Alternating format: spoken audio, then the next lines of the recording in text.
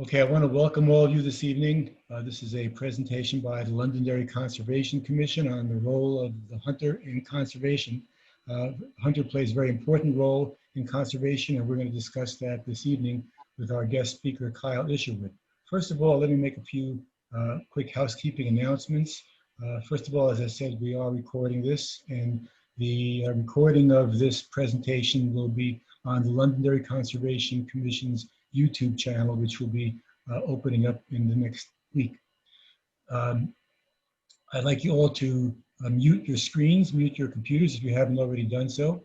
And later on, we're going to have a question and answer session, an interactive session with Kyle, and we will allow you to interact at that time. But before we do, if you have questions or comments, please use the chat feature to enter those. If you're seeing me after I stop talking, just make sure that your screen is on gallery view so that you won't be looking at me all the time, because why would you want to see me?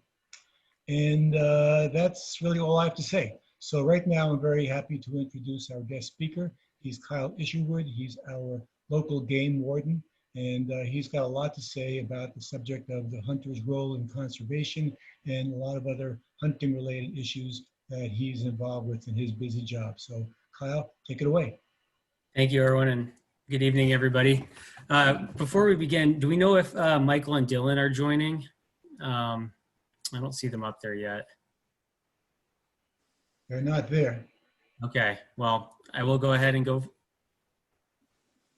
Sunny's saying yes. We're just going to check. Mark is going to check on them because I know they were very interested and wanted to be here too. Great. So he's just checking in and seeing some. I'm sure there will be people joining late on this. You know, they may not all be there right at 7 o'clock. So Great. Thanks. Well, good. Well, I'll go ahead and get started then. As Erwin said, my name is Kyle Isherwood. I'm the local game warden for Londonderry. I cover 8 towns total, which is my district, as we call it. So I have Andover, Weston. Join the meeting. Peru, Winhall, Stratton, Landgrove, and Wyndham. So kind of the greater Londonderry area, all the way down towards Stratton. As a game warden, my primary duty is to enforce hunting, fishing, and trapping laws, which is a wide variety of laws. And that's all in what we call Title 10, which is our Fish and Wildlife Law book. It's a whole title of Vermont state statute, and that's what my job is. So if I was doing everything I could, there would be no fish and wildlife crime happening in those 8 towns. But there is, and that's why I have a job. So that's the primary job. Secondary responsibilities, I'd say, that I do as a game warden is search and rescue. So if a hunter or a hiker, snowmobiler, swimmer, anything like that goes missing, I will be notified. As a game warden, I get issued a truck and a snowmobile and an ATV and a boat, and those are all tools I can use to help in the search and rescue efforts. We work closely with the state police search and rescue team, and if it's around here, Londonderry Rescue and Londonderry Technical Rescue. So that's another main responsibility I have as a game warden. We also do recreational vehicle enforcement. So ATV, boat, snowmobile, law enforcement. All those activities come with laws, and depending on the time of year, I'll be out on the snowmobile trails or at an ATV intersection and making sure people are operating in a safe and responsible manner. We also assist other agencies. As a game warden, I'm fully certified as a police officer in Vermont. I can do anything a state trooper can do. I don't, which is why I'm a game warden. I don't particularly care about traffic violations or other civil violations that other law enforcement will look into. But if somebody runs a stop sign in front of me, I could pull them over and issue them a ticket. That being said, I don't do that, and I don't like to do that. I like to focus on the fish and wildlife side of Vermont law. But we do assist other agencies, and if something major would be happening in the area, I would absolutely be responding to it as a law enforcement officer. And I'll be present until enough other officers from the responsible agencies could get there. So that's a little bit of a background of game warden, and I'm going to be answering questions after the chat, and would be willing to answer any questions you can throw at me, and we can play Stump the Game Warden later. A little bit about me before we dive into the talk. I live in Peru, so local. I've been here for 3 years, and I've been a game warden for 4 years. The whole first year of being hired as a game warden is training. So we go to the 4-month police academy, and then we have a 5th month of warden school. So that's learning about all things game warden. And then we have 8 months of field training. So I spent a month at a time with different senior game wardens across the state. So I would go from, the Bennington area all the way up to the Northeast Kingdom to Burlington for 8 different months. And part of the reason it's so long is because seasons change quick, and as seasons change, my job changes dramatically. I can be going to, from primarily checking anglers in the spring and summer months to hunting and poaching patrols and law enforcement activities in the fall, and a lot of snowmobiling and ice fishing patrols in the winter, turkey hunting patrols in the spring, and then right back to fishing season. So our training period is long because the job changes, and it keeps me on my toes. I studied wildlife biology at UVM. I graduated in 2015. So my kind of background in college education is the science side. Some game wardens go criminal justice as their college degree, but I went the biology side, which allows me to kind of understand or at least get a better understanding of why I'm enforcing these laws, why the scientists and the biologists put bag limits on species, why you can only keep X amount of trout out of this stream and only take X amount of deer per year in certain areas. There's a reason behind that, and there's science behind that, and it's I feel better enforcing the laws if I understand why I'm enforcing it. So that's a little bit of background. It looks like Dylan joined, and hopefully Michael will join as well soon. And they'll be kind of co-hosting with me and answering questions and talking about their experience as a hunter and how it relates to conservation. So I work for the Vermont Fish and Wildlife Department. The law enforcement division, which is game wardens, is just one division of the department. There's several. And the department's mission is to conserve all species of fish, wildlife, and plants and their habitats for the people of Vermont, both Vermonters and visitors. And in order to do so, there's many parts of this. Education is a big one. In a normal year, we put through, and I say normal because this year is anything but normal,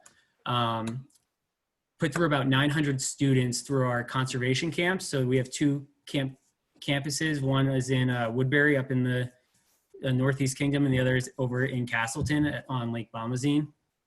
And on a normal summer, almost 900 kids will go through those camps and learn about hunting, conservation, ethics, and also other camp activities like swimming and boating.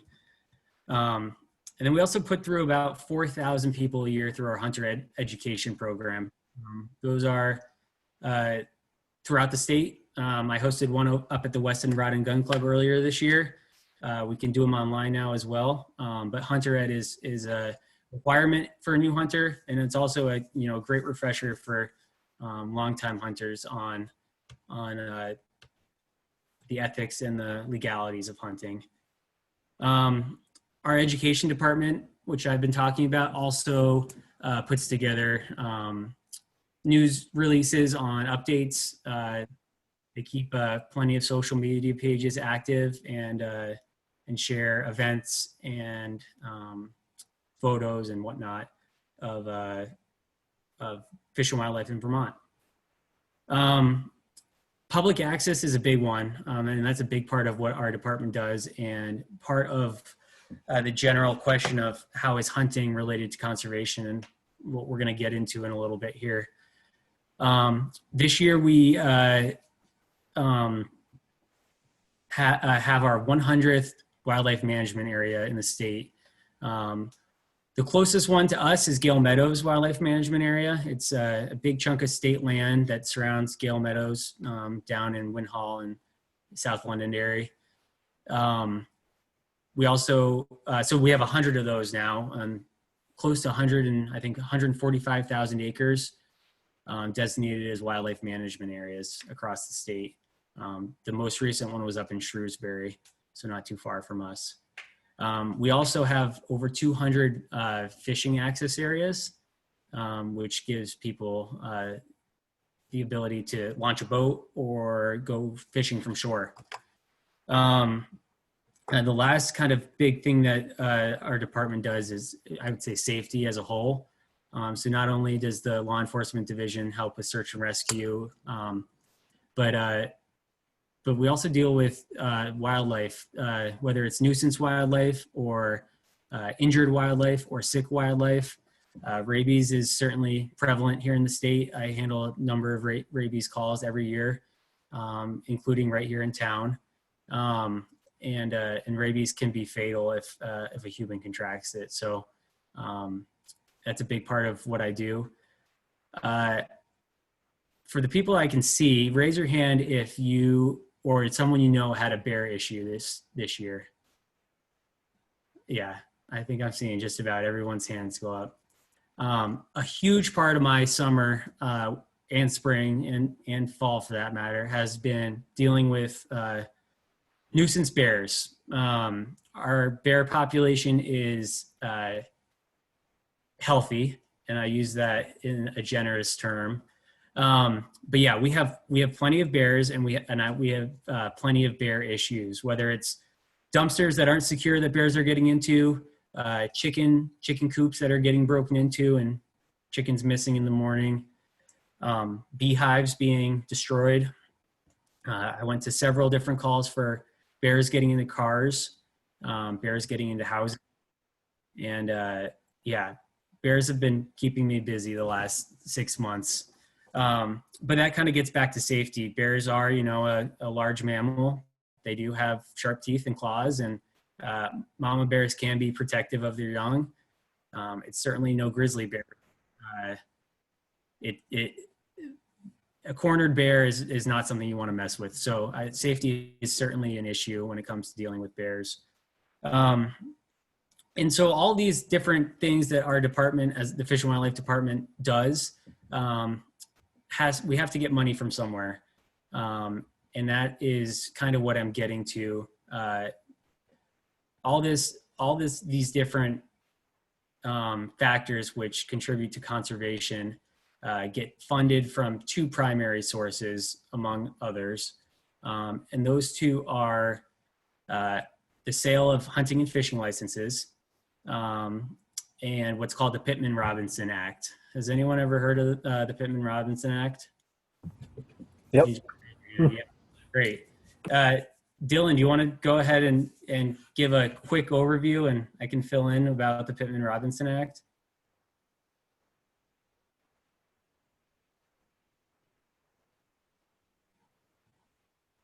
Oh, we might have lost him for a second, but yeah, the history behind the Pittman-Robinson Act is in 1903, two conservationists that you probably will recognize their names went on a camping trip to Yosemite. It was John Muir and Teddy Roosevelt.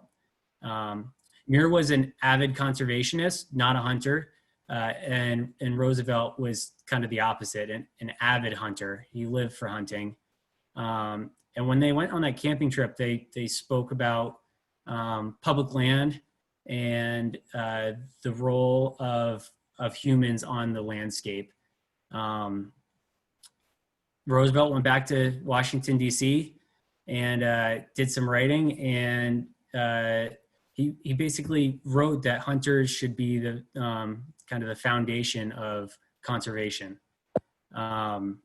This led to what was called the North American wildlife conservation model that we can talk about in a little bit, and it's kind of the basis of how hunting is conservation. So the Pittman-Robinson Act was eventually passed and enacted in 1937. And what it is it's an 11% excise tax on guns and ammunition. And later on, it also includes fishing gear and tackle. But 11% on every gun or, box of ammo gets sent to the federal government, who then divvies it up to the states based on how many active hunting license holders there are. So if you go to the Londonderry hardware store and you buy your hunting and fishing license, if you buy the combo as a resident, it's $47, I believe. The $47 gets sent straight to the state Fish and Wildlife Department where I work for.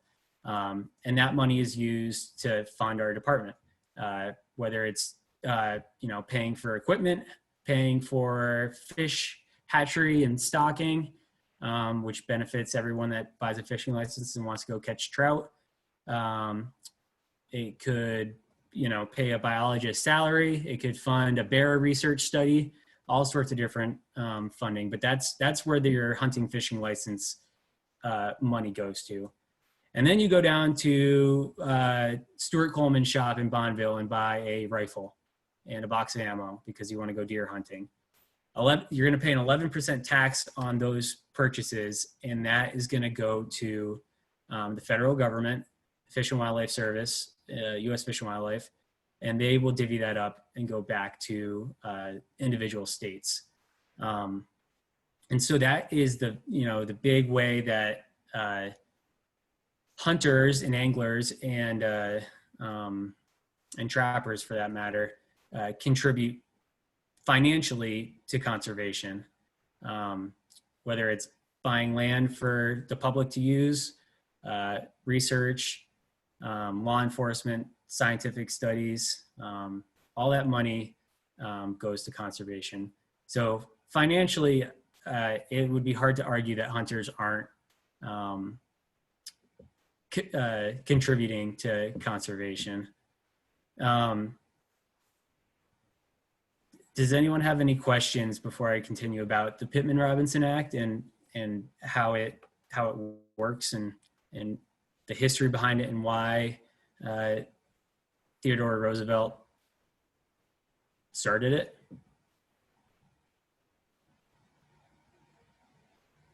No.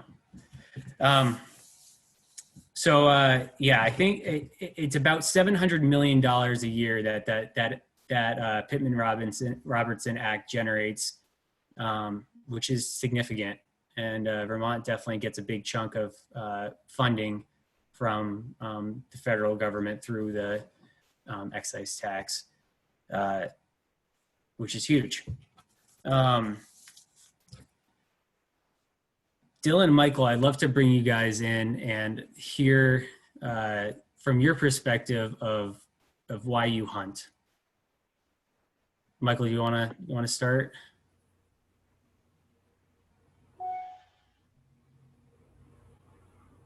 Nope. Michael, you're muted. I think he's muted. Start Dylan first. I hunt because I was raised by it. And, getting raised through that tradition or through that aspect, I never really understood why or, where it stood along with conservation. And I've always had a deep love for the wildlife and for the fisheries in the area and for the state. And so that's where my curiosities brought me, and that's why I went to college for fisheries and wildlife. And I specified in fisheries biology, but we all sort of start at the same place. Great. Thank you. Michael? Again, kind of the same thing. I mean, it was a traditional thing for our family. So when I turned, I think I was 10 years old when I went and took my hunter safety for the first time. It just was something that we were kind of born into. But as I grew, I fell more in love with the outdoors, not just hunting in general, but everything, you know, whether that be studying ornithology or herpetology or anything like that. And through my degree at I went to Virginia Tech for wildlife conservation, and you learn so much of the impacts that you can have. Like he was talking about the Pittman-Robinson Act, and I think it's the Dingell-Johnson Act is the fish one that you were looking for that was added on. But basically just our main reason for hunting for our family is for our food. I mean, we feed our whole family off what we harvest every year. And again, it's just a thing, like a camaraderie thing, and something that we've basically found as a centerpiece to join us all together. Absolutely. And so as both of them were saying, they and me, we all studied wildlife biology in school. I did not grow up hunting. I grew up fishing quite a bit, but I was never a hunter growing up. It wasn't until I moved to Vermont for college that I was even interested in hunting. And now I've devoted a career to hunting and wildlife. But a few of my buddies up at UVM took me out hunting. Duck hunting was the first kind of start to my experience hunting, and I was hooked. And it was, there was a lot more to it than my primary reason, which is local free range food source, which is definitely the primary reason I hunt is for food that I know where it's coming from.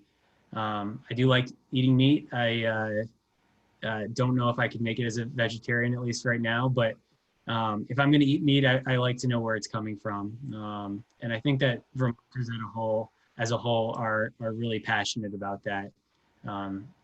Saturday mornings, you can barely get through Londonderry because the farmers market is so crowded. And that's a good thing. People want to know where their food is coming from, whether it's meat, vegetables, cheese. They want to know where it's coming from. And hunting is a great way to do that. And the animal you're harvesting has lived, a free life. They were never in a cage. They were never, they were on their own. They were never, controlled by humans. And I think that is great. The day that I don't feel remorse when I harvest an animal is the day I'm going to stop hunting. It's certainly not easy. And I have to, unfortunately, kill more animals than just what I harvest because of my job, whether it's a rabid animal or an injured animal that, was hit by a car. But the day I don't feel bad about it is the day I'm going to stop doing it. That being said, it's a lot more than that. It can be a social event. Duck hunting is great. You get out in the morning and you're in a duck blind and you get to chat and enjoy the sunrise over the marsh. Deer camp is a big Vermont tradition, and it brings families and generations together for a weekend or a week or 2 weeks, usually around Thanksgiving. And many families in Vermont partake in that kind of tradition and generational event. But yeah, it's hunting and conservation is connected both, scientifically, financially, and culturally, and we're seeing that. And everyone hunts for a different reason, but they hunt because, it means something to them in one way or another. And I use the word hunter, and poaching and hunting are two different things. And I want to make sure everyone knows that, 99% of hunters, both in Vermont and all over, are legal and ethical and are doing it the right way and for the right reasons. There's a very small percent of people that do it for the wrong reasons, which they certainly exist. And if they didn't, I wouldn't have a job and I wouldn't be right here today. But most people do it right and do it for the right reasons. And poaching, which is the illegal taking of wildlife, is certainly not right. And I don't consider poachers hunters. Whether it's somebody putting out apples or bait for deer or bear to come in to shoot over, it's illegal in Vermont, and it's unethical because not everyone is playing by those rules. Everyone else is playing by the rules, which is not doing that. This time of year, the big thing I'm focusing my efforts on is going after people going out at night. So I work a lot of nights this time of year, and poachers will go out with lights and either crossbows or guns and shine fields. And, as you all know, driving around a deer in the headlights freezes, and a spotlight will do the same thing, and people will take the deer illegally. I don't know what exactly is the motivation. Some of it is bragging rights, I would assume. Some of it is, people being bored, and it's entertainment. Very rarely I get someone poaching deer that is doing it for the meat. And I don't see that as a great excuse. I salvage roadkill all the time, and it's perfectly good meat. And if anyone ever needed meat, they could call me and I could get them, whether it's, fresh local meat, within the week. And we do that quite a bit. I have a list in my notebook that I carry with me of everyone that's ever asked to be on, the roadkill list. And I'll just go through it, and I'll make phone calls. And the first person that gets back to me that says they want it, it's theirs. So poaching is, for the need of meat is not a good excuse in my eyes. Yeah. Does anyone have any questions so far about hunting and the difference between hunting and poaching? Can you hear me? I can. Go ahead, Steve. Are you out there by yourself at night, or do you have backup? Depends on the night. Ideally, I'll have backup, but we're stretched thin right now as game wardens. We're down 5 or 6 across the state, which right now I think we have 30 field wardens. So 30 game wardens covering all of Vermont. And so at any given time, there's not many of us working.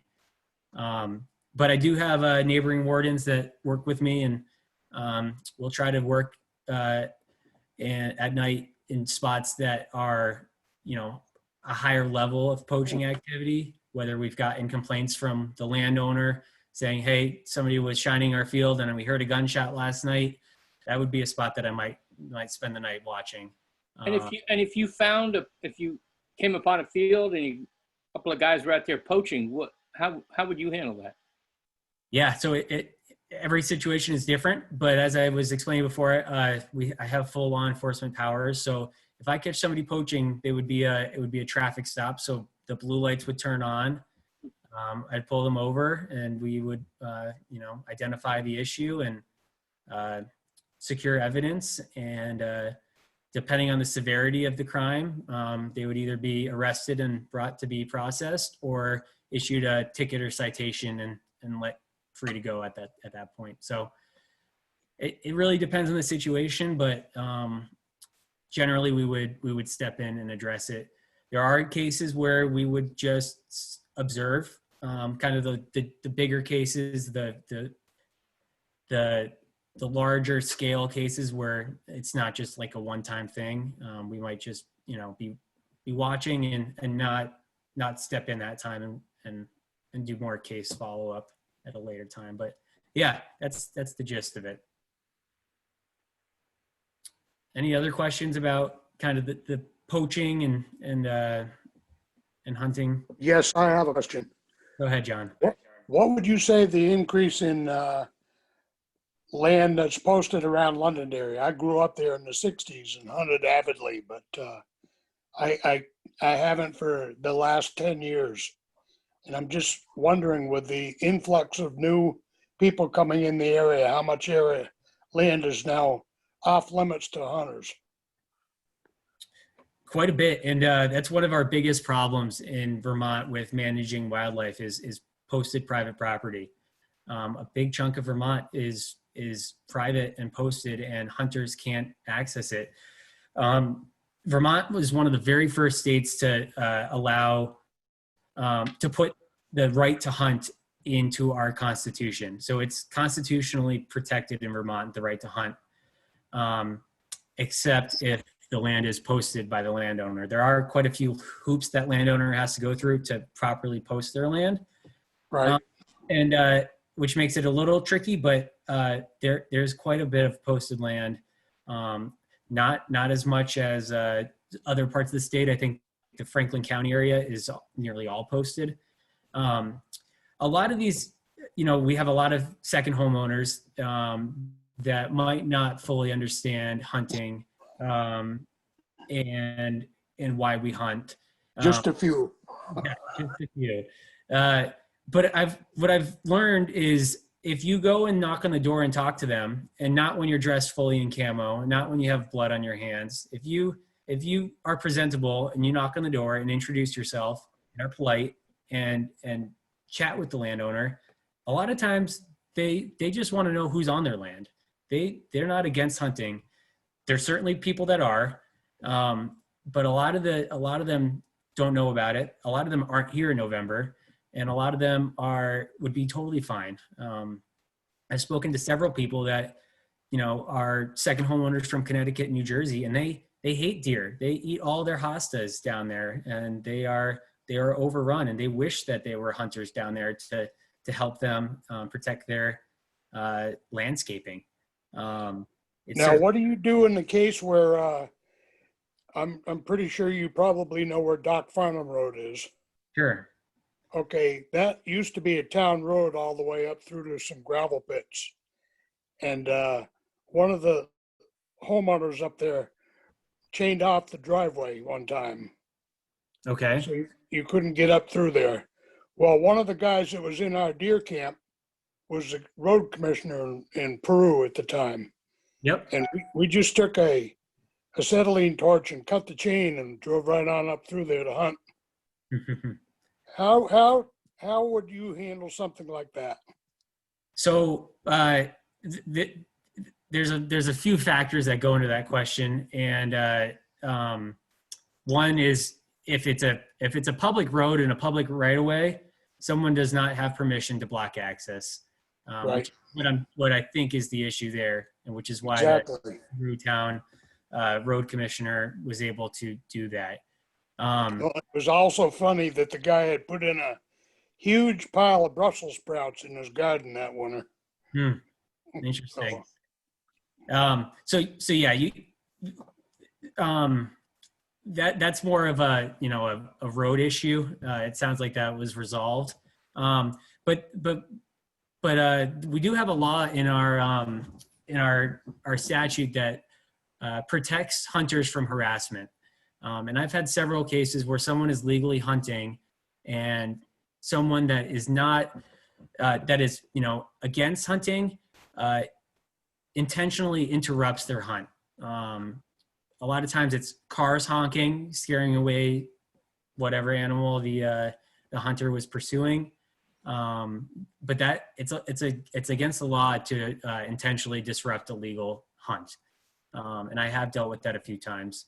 Doesn't sound like that was what we were getting at with the road being blocked off, but No, but it was ballsy of the guy to do that. And, him being a hunter as well, he knew that we were after some nice deer that were up in his area. Right. And, he was kind of hogging it to himself. Yeah. So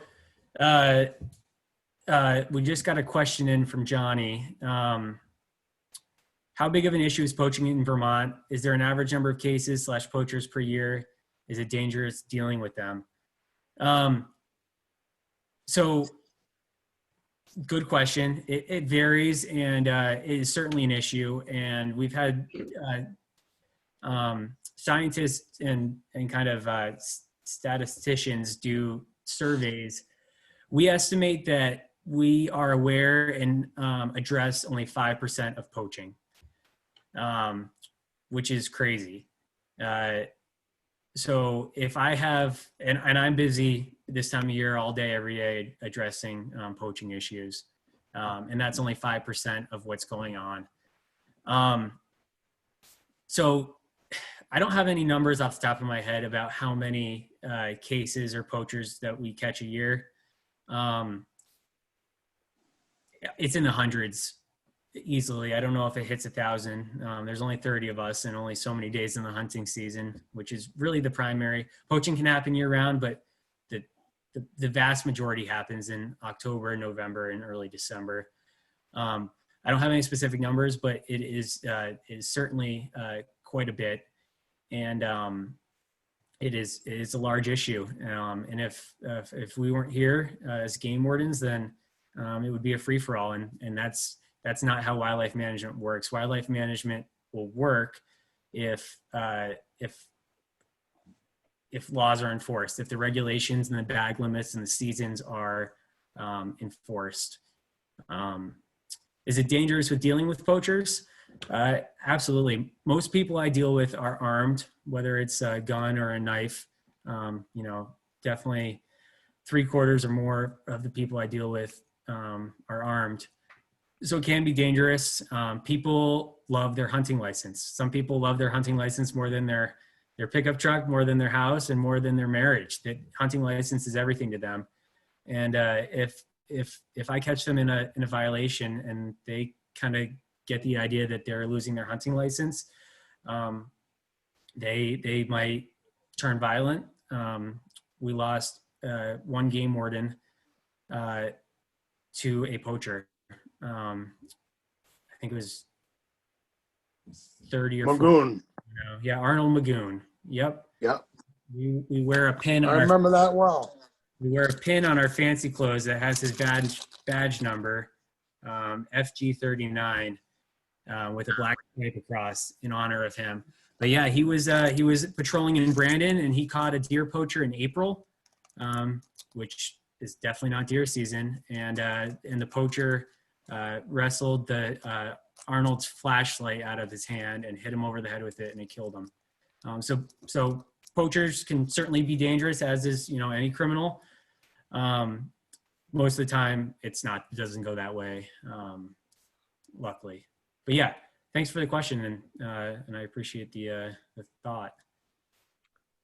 Kyle, I wanted to circle back to something you had said earlier about the relationships between second homeowners or people who may not be from the area, and then people who do hunt. And I just want to say that you had mentioned going up, perhaps not in camo or covered in mud or blood or whatever, but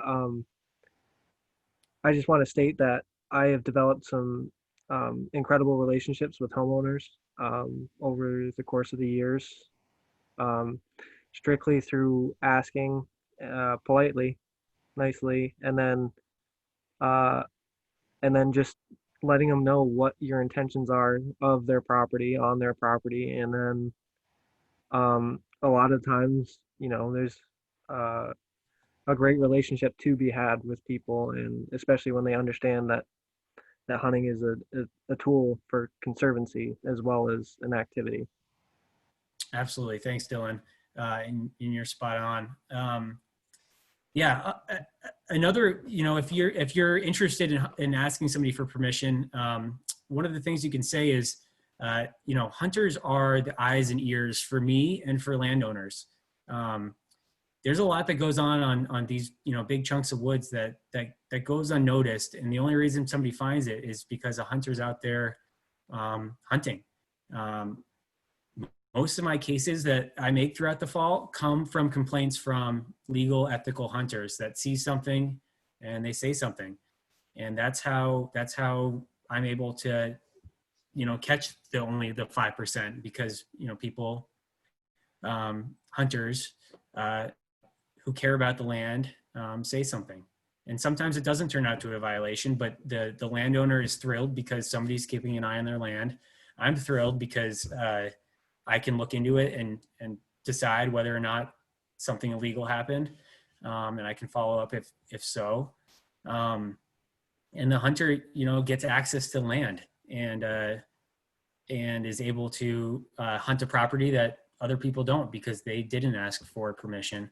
It is a crime if you are on posted property hunting without permission. And that's, it is the landowner's right to post their property. But yeah, that's a great point, Dylan. And I've made lots of relationships through asking for permission for hunting too with the local landowners. Kyle, Yeah. more on like the posted thing. I know I have landowners that live right around me that they post it not just so people do come up to them and ask permission, just because they want to make them also aware that there is other hunters there, as like the safety factor of somebody not running into another hunter in the middle of their 30 acre parcel in the back of their house. Absolutely. And if anyone here is considering posting their property, obviously they're welcome to, but there's other options you can go to. You can post by permission only. And so it's just making sure it's giving you a way that who's on your property. You can also create a safety zone. So you can put signs up that create a 500-foot buffer around your house where no shooting is allowed to occur within. And that is a great way to kind of have the peace of mind that you're safe in your house and you don't have to worry about someone hunting nearby. But it also leaves your land open to hunters to keep an eye on things and to help manage the population. Our biologists do a great job at looking at the deer health and the bear health and the moose herd and all that, and they make the population estimates and will base the hunting laws and regulations and bag limits off those scientific studies. There's certainly politics that play a role. There's certainly emotions that play a role. As I said before, hunting is there's a lot of layers to it, and it's far from simply killing an animal. There's a lot of different factors that play into it, and it's the number one tool for wildlife management. Not only does it help keep numbers in control, but it also can identify diseases that might be within the population. If a hunter notices a weird growth on an animal, or says the animal was acting funny when they observed it before they harvested it, those are all good things for the state to know and base the laws off of. There's a pretty serious disease called chronic wasting disease that affect the deer population, and we're doing everything we can in Vermont to keep that out of our deer herd, and we've been successful so far. But it's not good for the population, and it could lead to a serious effect on deer numbers. So if a state is confirmed to have the disease within it, which includes New York, you can't bring back a whole unprocessed deer. You can bring back the meat, you can bring back the the European mounted skull, but you can't bring back brain matter or unprocessed meat, just as another precaution to keep that disease out of it. Our moose are not in great shape. They're struggling with brainworm as one of the big things, and then ticks, winter ticks. And in certain zones, like up in the Northeast Kingdom, hunting can actually help the species, the moose, kind of bounce back. Keeping those moose numbers at a reasonable management level population will reduce the tick population, which will then allow the moose population to bounce back up to where it was. So hunting is a very big part in wildlife management as a whole. And to kind of go along with what you were saying, Kyle, there's also a lottery for the moose, Right. and the proceeds go right back into the Fisheries and Wildlife Department for future conservation, Right. which is extremely helpful, obviously. Yep.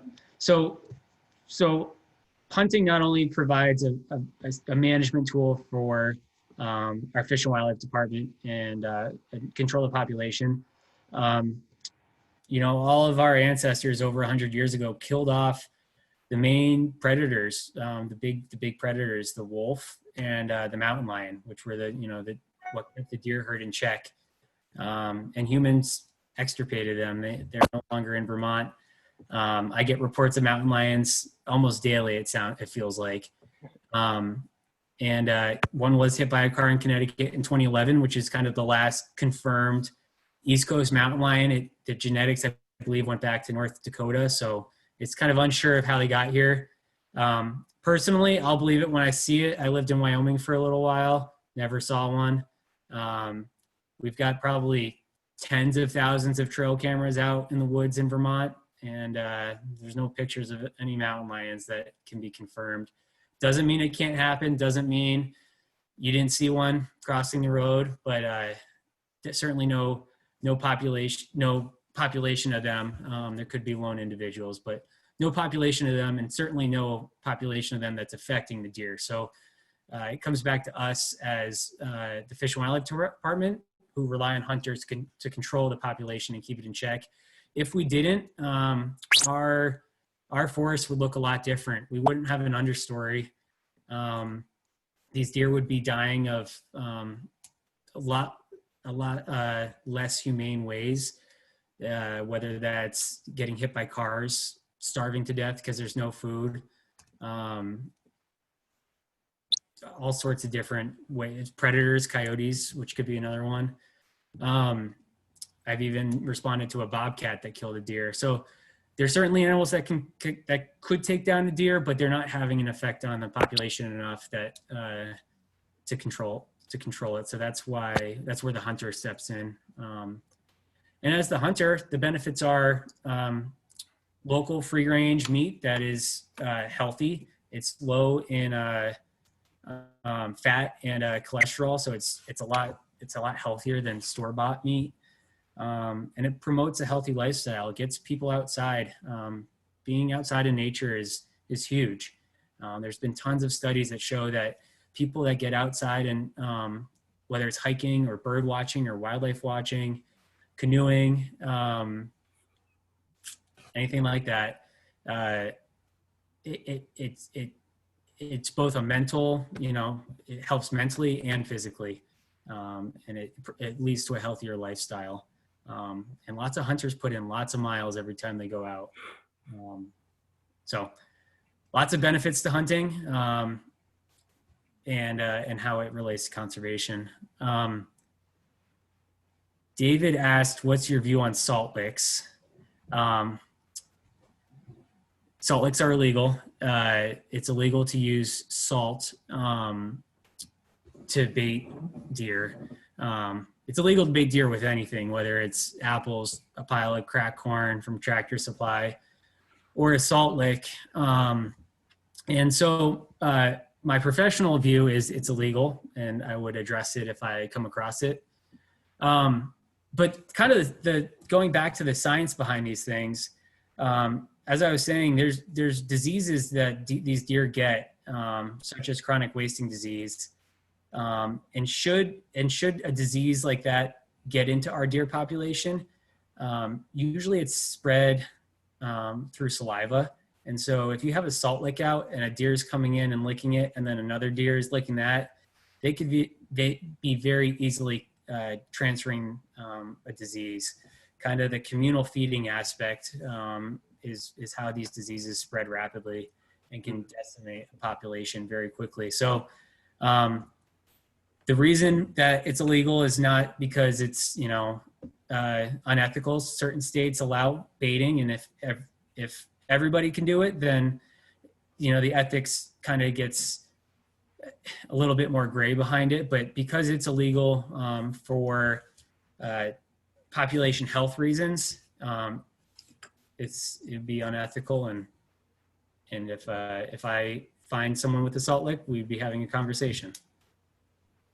To go along with that, states where you see baiting that is legal usually have a far less harmful winter than we do. And I know that the deer population around here, their gut biology changes quite a bit. The bacteria within them that helps them digest food changes quite a bit. And I remember one of the first cases that I learned about in college was a case in New York where this guy was feeding deer. I believe it was some sort of corn mineral mixture. And the deer, it was a case of 12 dead deer, all within, I think it was a 50-yard radius, like something ridiculous. They all died because they weren't able to digest the food properly. And it just goes along with, baiting. So if you're baiting deer, regardless of the season, it can have effect on the biology of the individual or, community. Absolutely. And we do get cases like that right here in Vermont. A lot of them come from people that are not hunters. They are wildlife lovers. They don't want to hunt, but they want to help. And so they put out piles of corn. The corn can get a bacteria or a mold in them. The deer eat it and they can get sick. And the Vermont white-tailed deer is not, their physiology is not developed to be able to process a bunch of corn in January. It's just not how it works. Most of their browse is that browse of hemlock and other vegetation, but yeah, it certainly can be dangerous, and we do see it. Good point, Dylan. I know in states as well that allow mineral sites or other baiting, as soon as there is an issue with the CWD, that's the first thing they do is ban baiting or ban your minerals and ban baiting because of that communal effect of them coming in and sharing a localized area. Right. Absolutely. Any other questions right now?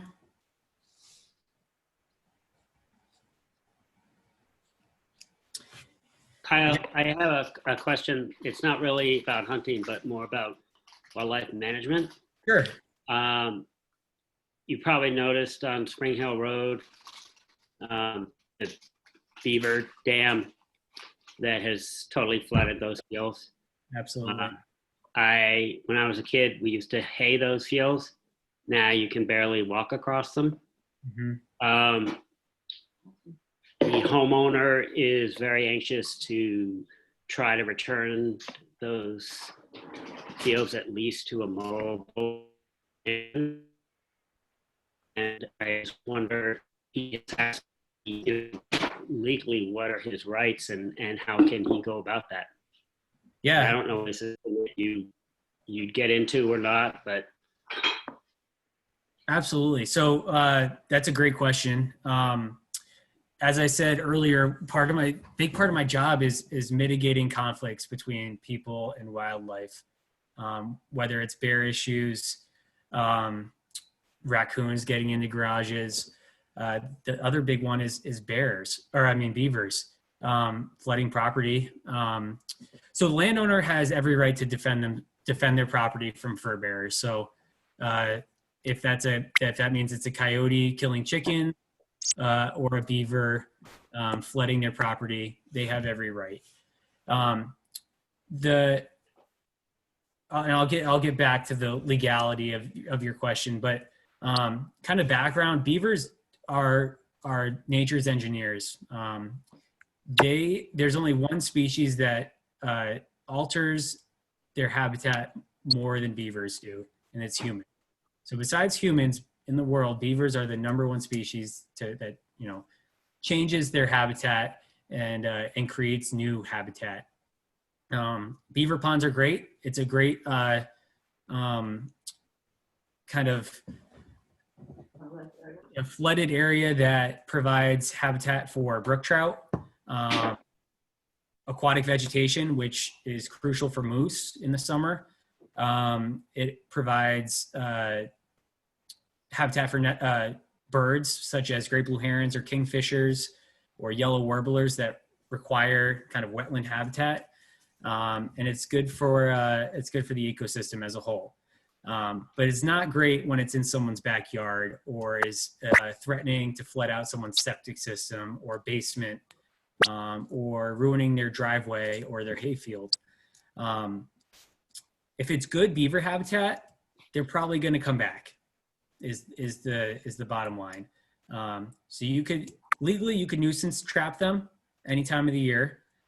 Beaver trapping is a season, and you could legally have a trapper come in and set traps right there. There's a trapper that lives on Spring Hill that I'm sure you could reach out to, and he'd be more than happy to set traps up there for you. What was that? Anyway. You're talking about Derek Anderson, correct? Yes, exactly. And he, I'm sure, would be willing to if you reached out and asked him to come up and to work on those that property. But there are other ways if the landowner is hesitant to kill the beavers. You could look into installing a beaver baffle, which is kind of a non-lethal way to control the water level and also let the beavers continue to live there. The state does have grants available and a technician that specializes on beaver conflicts. But it's basically the beaver, if they're losing water in the beaver's head, it's coming from the edge of the pond somewhere. So they're going to work on the dam and try to build it up and up. But the way the beaver baffle works is the drain is in the middle of the pond, and it goes kind of down and underneath the dam, and it controls the water level. You can see, and usually there's grates around where they are, so the beavers can't get in there to dam it up. But that's kind of a long-term, if the problem is reoccurring year after year, solution to save yourself a little bit of stress and work. But the short answer is, if a landowner is suffering damage, which includes flooding a field, they have every right to remove the beaver to protect their property. And does that include the dam? And depending on the issue, it's circumstance. Generally, it's removing the beaver and then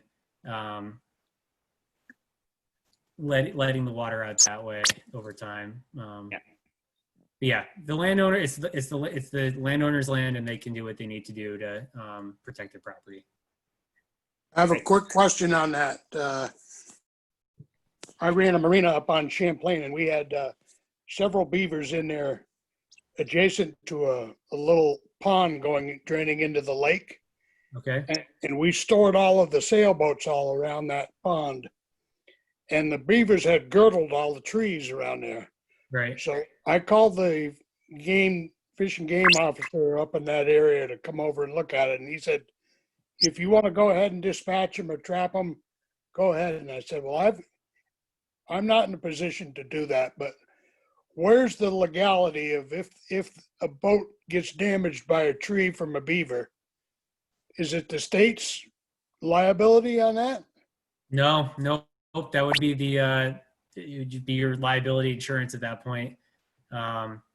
It does not follow the state. So if you are getting damage from wildlife, you can call your warden, and they can give you permission, just like you said, to remove the fur bearer at that point. But it wouldn't be the state's responsibility to pay for the boat. Okay, well, I differ with that, but that's my view on it. Yeah. Unfortunately, Reach out to your state legislature then and have a conversation, because it would just have to go through. It would have to go through. All that's a joke and a half right there. Yeah, And I'll leave it at that. All right, thank you. You're welcome. Can you talk anything about reintroductions of animals? I know that years ago, if I have this correct, were they trying to put the pine marten back somewhere in the equinox wilderness?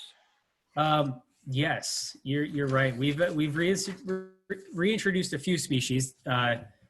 I think the biggest success story would be turkeys. In the 70s, we had no turkeys, and now I don't think I can drive from Peru to Londonderry without counting 30 of them. That's probably the biggest success story for Vermont in reintroduction. But pine martens, yes, and they're certainly not abundant, but they are around. The heart of the study is in the Stratton, Somerset, kind of Liebrook Wilderness area. So, south of here, but not too far south. And they're down there, and they are surviving. I think we brought pine martens back from Maine. I think that's where the population that we took from to reintroduce them in Vermont came from. I don't know a whole lot about the science behind the study, but I have chatted with our pine marten biologist a couple times down in the Stratton, Somerset area, where they have camera traps set to get a better sense of the population density.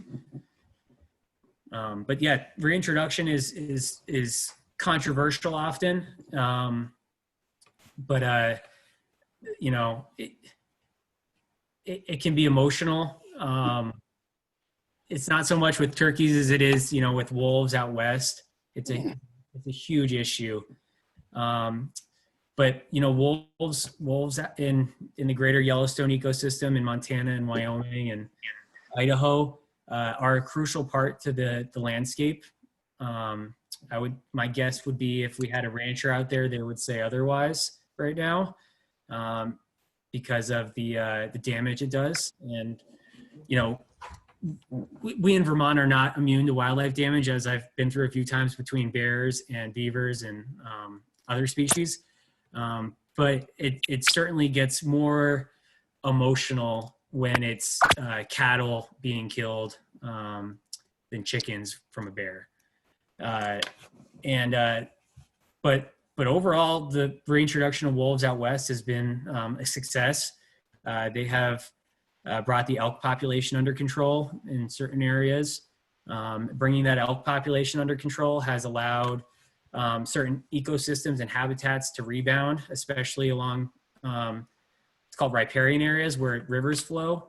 And so these shrubs and those type of trees like willows and alders have rebounded drastically since wolves have been reintroduced, which it's caused, a whole domino effect on the ecosystem. They're seeing songbirds that they haven't seen in 50 years there. They're seeing fish migrating to different spots, and it all kind of goes back to putting wolves back on the landscape in that ecosystem. It's a really cool study, and it certainly is something to take into consideration when thinking about reintroducing species. But yeah, the turkey is probably the biggest reintroduction we've done in Vermont, and it's been a huge success. Turkey season is one of the most popular hunting seasons we have. It generates a ton of money for the state and also the local economies. People come from all over the country to hunt Vermont turkeys. And it brings money to our local businesses, and whether it's lodging or food, or hunting and fishing supply stores. Yeah, May is a popular month to be out in the woods, and people take advantage of it. And if you are curious about getting into hunting, or I've always kind of been on the fence about hunting, turkey season would be a great season to start with. It's a very interactive hunt. Generally, people are a little less, emotionally. It's hard to get over the taking of an animal. it's people are more apt to want to take a turkey first than a deer per se. And I think it's just some sort of, you know, anthropomorphizing the wild animal, and, you know, a deer is a mammal like us compared to a turkey that's a bird. But turkey hunting is a great introduction to hunting as a whole. I'm sure Dylan and Michael can attest to that. Absolutely, especially with the population that we've had. We're having some of the best turkey hunts, and I would assume harvest rates that we've seen in a long time. I know that the past couple of years, my family has had immense success, and I've been able to actually introduce a couple of new hunters into the sport of turkey hunting, and to see their eyes when I get a tom to call through the woods is something I'll never forget. And it's just an experience, and I think those experiences are also something you don't get unless you spend time in the woods. And that's another reason that, you know, at least that I hunt, and it just brings really, really big joy to me to see other people enjoy the same passions that I have. Absolutely. And I know, like, at turkey hunting as well, it's the instant factor of hearing a turkey gobble, and it really gets people into it, and the fact that you don't always hear deer coming or see them all the time, but there's not many places you can go in Vermont in the springtime and not hear a turkey, at least on opening weekend.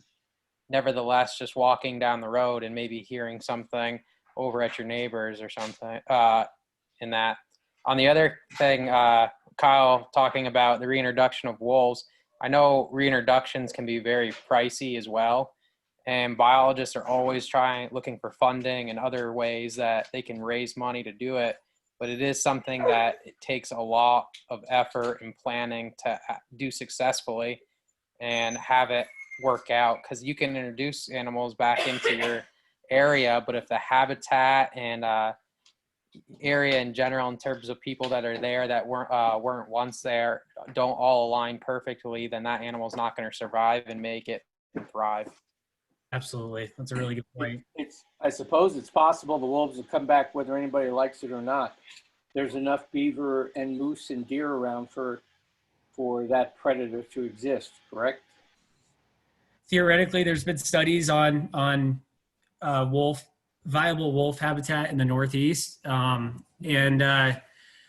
you can look at a map and it shows a big chunk of Maine, all of northern New Hampshire, most of the Northeast Kingdom, and then along the spine of the Green Mountains. And then almost all the Adirondacks would be capable of you know, holding a wolf population. Wolves are kind of unique because they are territorial. They have packs.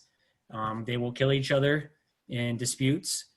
So it's not kind of like deer where you can just, they kind of intermingle as a whole species. They're very territorial, and yeah. I know historically coyotes were not in this range. They were more of a western species and have made their way this way. And coyotes have kind of filled that niche that wolves once occupied. And if the wolves happened to be reintroduced to this area, they'd most likely push the coyotes back a little ways, or at least in the areas that they have habitualized, or, you know, exactly where he was just explaining. Absolutely. Coyotes would certainly no longer be the top dog. The size difference alone is incredible. The coyotes that we see around town and in this area, they're a big one would be 40 to 50 pounds at the biggest. Most that I deal with, that I pick up from the side of the road or see otherwise, are in the 30 to 40 pound range. A lot are still, you know, like 25 pounds. That's not that big compared to a wolf, which, you know, a healthy adult wolf will be 120 pounds. So double, if not triple, the size of a coyote. They're incredible creatures, and they certainly play a big role in the ecosystem as the top predator. And like you were talking about politics earlier, as well as people have learned to kind of coexist with coyotes, whether or not they make you happy or not. people have kind of accepted the fact that they're around, and it's whether or not people would be willing to accept wolves being around, because it might be a little bit scarier to open your door and look across your field and see a coyote versus seeing a pack of wolves. Absolutely. And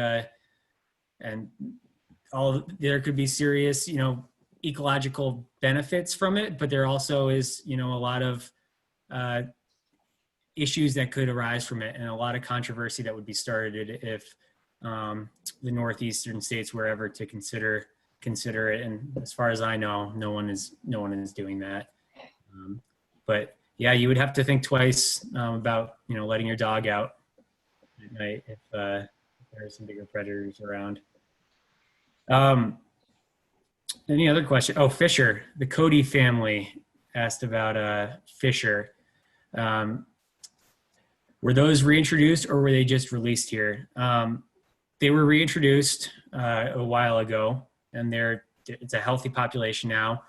We had them before. 100 years ago, Vermont looked a lot different than it does today. And our wildlife populations looked a lot different because of it. I think 100 years ago, it was something like 80% of Vermont was pasture land and 20% was forested. And that's done a flip. Now it's 80% forested and about 20% farm and pasture land. And so habitat is by far the number one driving factor for a healthy ecosystem. Habitat can be made up of a variety of things, but the basis is food, shelter, space, and water. So as long as that has those things, where wildlife can survive and thrive in the right combination of them. And 100 years ago, when 80% of Vermont was pasture land, that was a big loss of habitat for a lot of animals like the fisher, that is a woodland, creature. So yes, it was reintroduced. They weren't just released here. They were here before. Now they're here again. They're doing great. They're a member of the weasel family. They're one of the larger members of the weasel family. They're strictly kind of terrestrian. So they're not like a mink or an otter, which is more of an aquatic weasel. But yeah, they're fierce little predators that can take down a porcupine, which is one of their main food sources.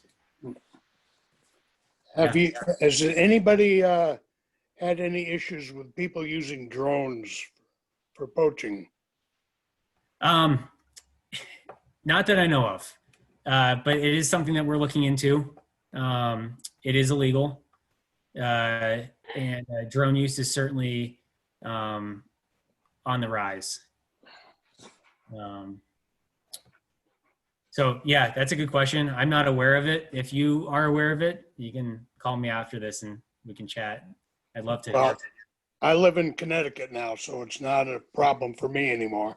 Yeah. But yeah, no, I'd love to hear about it. I do enjoy the photography that comes from drones, and I love seeing the landscape from an aerial view. But we have had cases of harassment with drones, people flying up to eagles' nests with them. They can be a great tool. We use them for search and rescue operations, but they can also be harmful to wildlife in different ways. Yeah. Any other questions right now?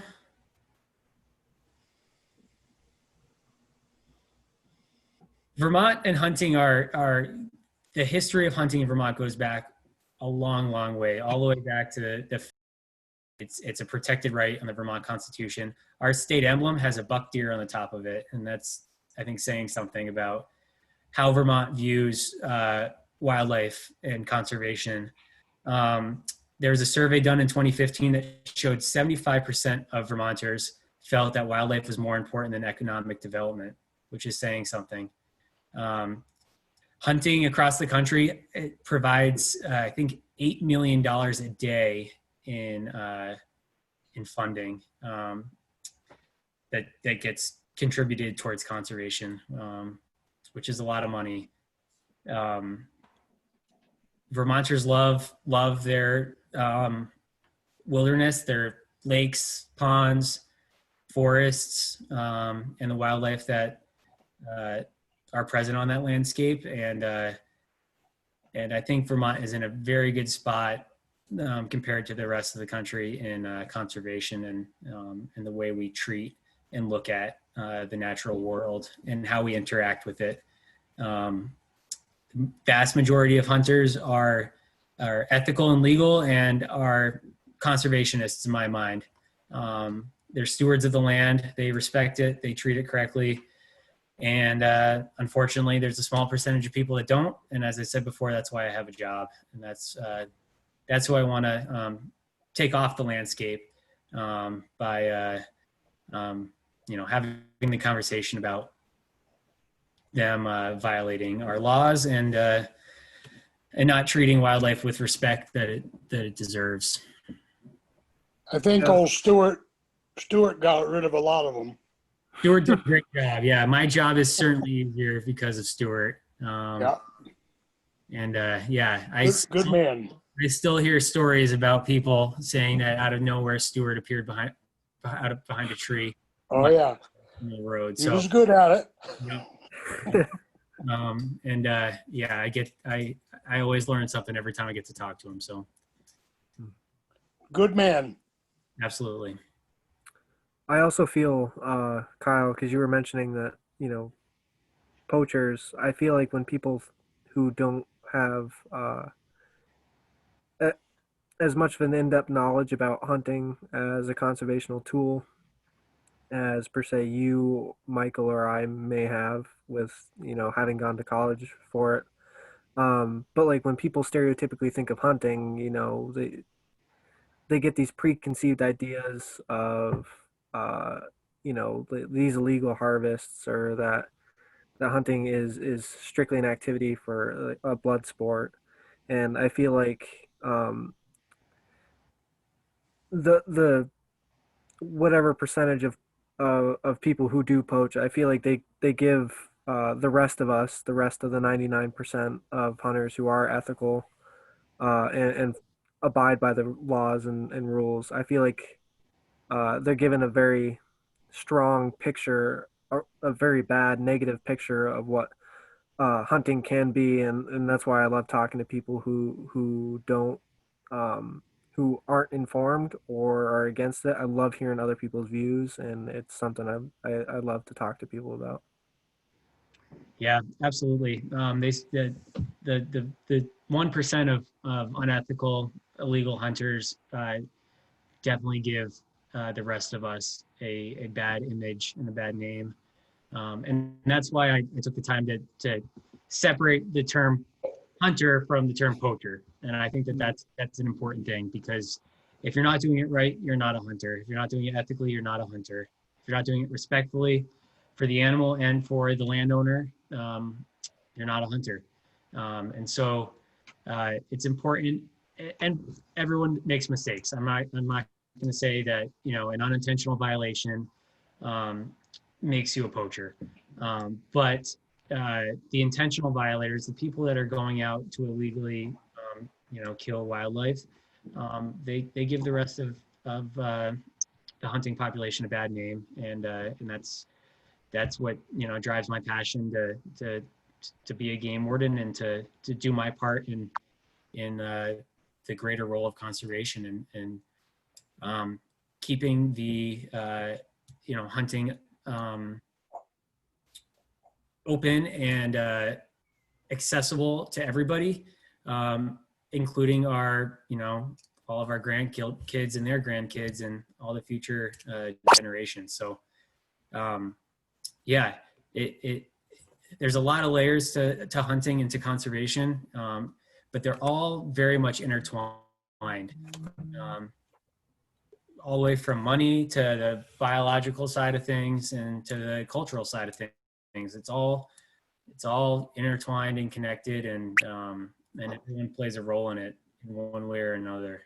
And we're very fortunate in Vermont to have you know, a population of people that care about the environment, care about the wildlife, are passionate about hunting, wildlife watching, bird watching, and want their part in the stewardship of the land.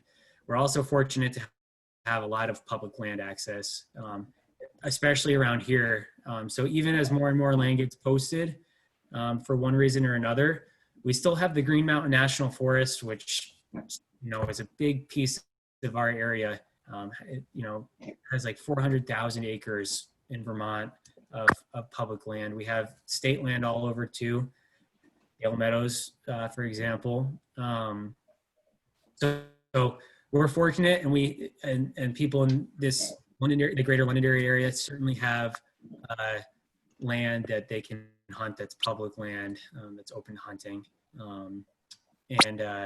and yeah, the Army Corps as well is a big public land in the area, especially along the West River, starting in South Londonderry and Winhall and all the way down through Townsend and Jamaica. But yeah, public land is huge, and I'm grateful for it, and I think most people in this area are grateful for it. Absolutely. It provides a space for people to recreate however they see fit. What's happening now with hunting? Is it turkey season or just starting deer season? Yeah, good question. So it's one of the busiest times of the year. This weekend, you could harvest all sorts of different wildlife in Vermont legally. It's archery season, which started at the beginning of October. Archery season runs all the way through mid-December. So October 1st through mid-December, you can go bow hunting. You can't fill your archery tag for the rifle season. However, if you wanted to use your buck tag, you could harvest a deer with a bow still. So theoretically, you could harvest a deer with your archery equipment, which is either a compound bow or this year a crossbow anybody can use. The new changes. It's also the early bear season, so hunters could purchase an early season bear tag. It costs $5, and they could hunt black bear tomorrow if they wanted to. Waterfowl season is open, so duck hunting is happening. There's kind of that season has a split to it in certain zones, which is a little bit different than migratory bird seasons, because if Vermont made their own regulations, then Massachusetts might not have any ducks that fly through if we shoot them all up here, and certainly not North Carolina or Virginia or Georgia, where duck hunting is popular. So the U.S. Wildlife Service noticed that migratory birds should be managed differently, and so they set the seasons, they set the limits. Because it's not only a national population, because these birds are flying back and forth, it's an international population. A lot of our ducks and geese that we see this time of year are not resident Vermont ducks and geese. They're coming from Canada. They're coming from their breeding grounds up close to the Arctic Circle, and they're migrating for the winter. In spite of the wall? In spite of the wall, they keep going. So yeah, migratory bird hunting is happening right now, and those wildlife management regulations are slightly different, and it's not from a state level because as the birds don't know political boundaries. There's also tons of small game you can go out hunting. Rough grouse, gray squirrel are two popular ones. So yeah, there's plenty of hunting going on right now. If you're out in the woods recreating, I encourage you to wear hunter orange, whether you're hunting or not. There's no Vermont law that says hunters or otherwise need to wear it. But the last thing I want to respond to as a game warden is a hunter-related shooting. It happens. We're trained in responding to it, but it's the last thing I want to do. So knock on wood, haven't had to go to one yet. but they do Not fun. not fun. And it's heartbreaking when it happens. I had one in Londonderry, and I'm going to say about 1972, when Gene Ammonham was shot off a bulldozer. Yeah, First day of deer season. Yep. There's been several instances where people just out enjoying the nature or farming or whatnot have been struck by bullets coming from hunters. So with the kind of revamping of our hunter education department over the last several years, it's been huge, and our hunter related shooting statistics have gone way down. I'm reading a chat message about a book called Call of the Mild by Lily Kalu, which Lawrence says chronicles her journey from uptight East Coast city dweller to West Coast journalist who went on an anti-gun hunting upbringing or anti-hunting upbringing to an appreciation and enjoyment of hunting. And along the way, she chronicles and mentions nearly everything that we've discussed so far, including the statutes, the reintroduction of wolves. And if you're interested, it sounds like this would be a great book to look into. I have not read it, but I plan to now. But yeah, as Lawrence says, she makes a very compelling argument about hunting not only fits into conservation, but is a critical part of it. Which, yeah, I think that was kind of the gist of this talk. And I hope most of you kind of can see how hunters and hunting is a critical part in conservation, not only financially, but socially and whatnot. Well, thank you for your service. Well, Thank thank you. you. Is there any other questions for myself or Dylan or Michael? Stay safe out there. Thank you. Steve? I'd like to thank all of you for being here tonight. Thank you very, very much, Kyle. That was a great presentation. I think we all learned a lot. I certainly appreciate your service, what you do out there. So I guess we'll see you all next time. Thank you for coming. Great. Thank you again, everybody. And you're always welcome to call or email me if you ever need my help with anything. So I'm always Where's your office, Kyle? Where? my house. I don't have an office. I work out of home. All game wardens work out of home. If I needed to go to an office, I would either go to the Rutland agency office where the Fish and Wildlife has an office there, or Springfield, there's an agency office there, or the Westminster State Police Barracks. Those are where I could go to a desk, but I go there rarely. I would much rather stay up here in the general Londonderry area. And yeah, I work out of my house. All right. Thank you. Thank you. All right. Thank you, Thank you. everybody. Thanks, Michael. Thanks, Dylan. Anytime, Kyle. Thank you. Bye-bye.